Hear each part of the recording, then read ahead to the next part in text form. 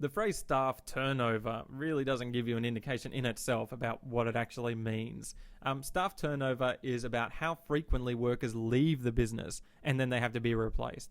So, the turnover rate is going to be the percentage of your staff that leave each year. And there's always going to be some level of staff turnover. And it's not necessarily bad every time an employee leaves because employees are going to leave. They just are. How do you measure it? Well, you do it by staff lost over 3 months or over 6 months, over a year, divided by the total number of staff, and then multiply it by 100 or 100 over 1. And that's going to give you a measurement for your level of staff turnover. But how do you know whether it's good or not?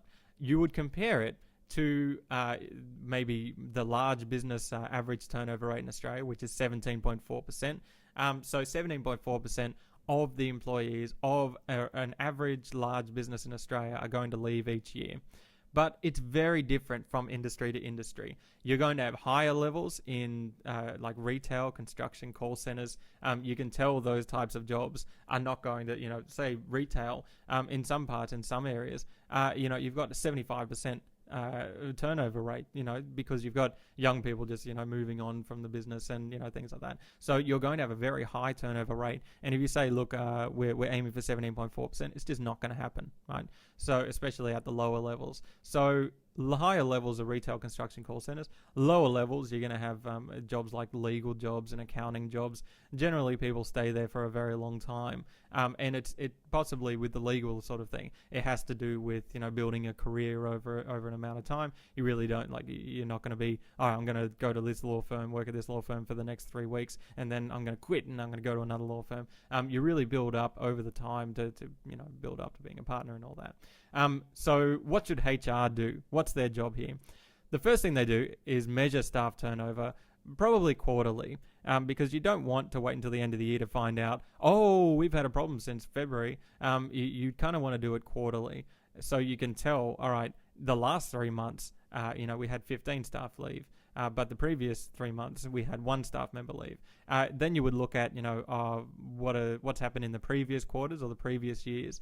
And I've got that highlighted there because we're looking at changes in staff turnover, right? So if you're watching your staff turnover as 20% every single year for the last 10 years, and then suddenly it goes to 40%, then that's where the warning bells go. Like if you're in the hospital, that's where it'll start going beep, beep, beep, beep, and everyone would come running. So you would compare it to previous quarters, previous years, and you might even compare it to competitors if that data is available. Sometimes it's not really, it's difficult to find or it's not available, but sometimes it is.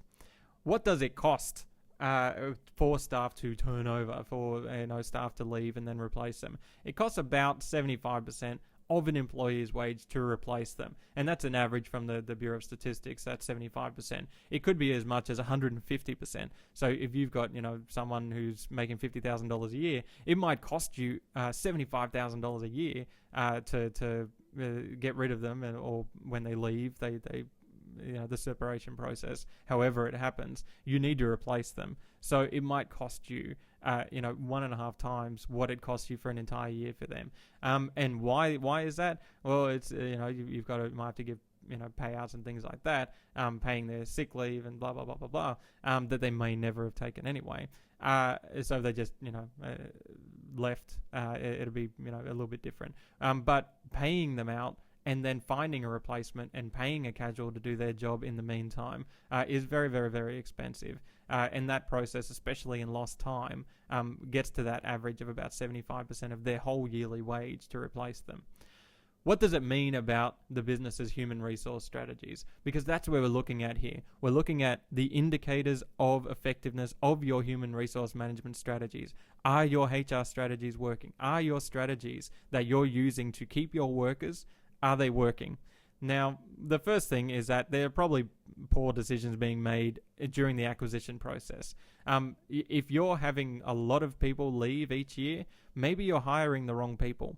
Maybe you need to switch from internal to external recruitment, or the other way around, external to internal recruitment, or maybe you need to change your outsourcing policy. If people are leaving all the time, it could be something wrong with the acquisition process. Maybe you can just outsource the job if it's a more straightforward job.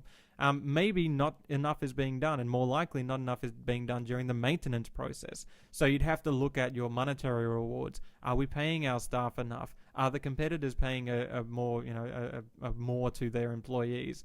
Are they stealing our employees?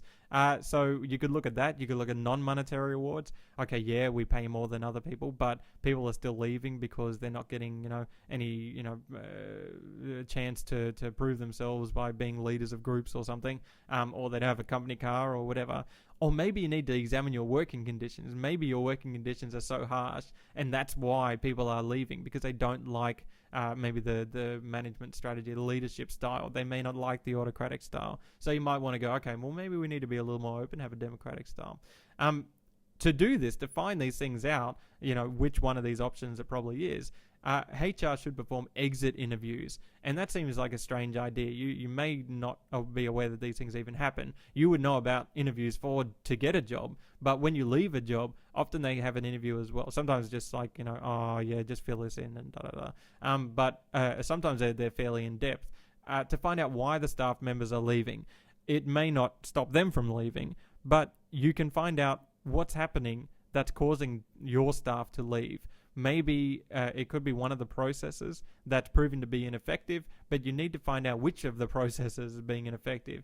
If you get 10 staff leave in 1 month and every single one of them says it's because of this one manager that I'm leaving, or it's because of the leadership style, or it's because I'm not making enough money or whatever, then you need to look at those processes and you need to change your strategies if you want to keep the rest of your workers.